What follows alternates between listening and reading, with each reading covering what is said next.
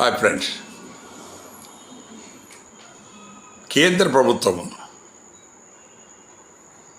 ఈ కేంద్ర ప్రభుత్వ ఉద్యోగుల పే పెన్షన్ రివిజన్ కోసము ప్రతి 10 సంవత్సరాలకు ఒకసారి పే కమిషన్ నియమించటం అనేది చాలా కాలం నుంచి నడుస్తున్న ఆనవాయితీ.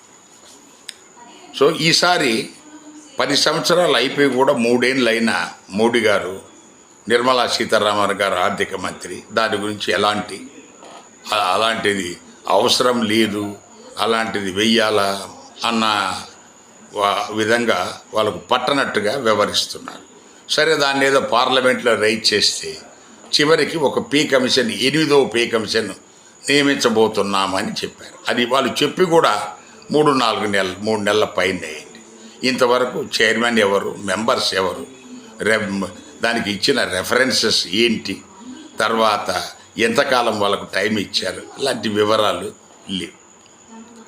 సో ప్రభుత్వ ఉద్యోగులకు సంబంధించిన విషయము, ప్రతి విషయంలో కూడా మోడీ గారు, నిర్మలా సీతారామన్ గారు వ్యతిరేక ధోరణిలో వాళ్ళకు నష్టం కలిగించే విధంగా చేస్తున్నారు. ఎందుకంటే పాతకాలంలో ఈ యూనియన్స్ బలంగా ఉండేవి, యూనియన్స్ నిర్వీర్యమయ్యాయి.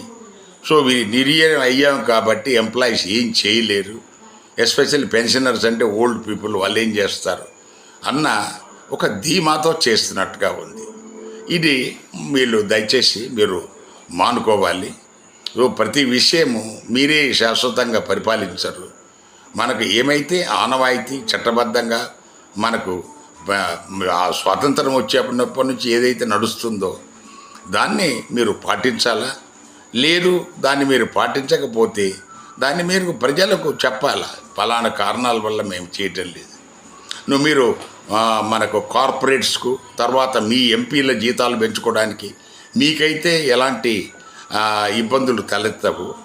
ఎంప్లాయీస్ తర్వాత పెన్షనర్స్ విషయంలోనే మీకు అవంత అనవసరమైన ఖర్చుగా మీరు భావించటం అనేది భావ్యం కాదు. సో ఇది మీరు మానుకోవాలని మా విజ్ఞప్తి.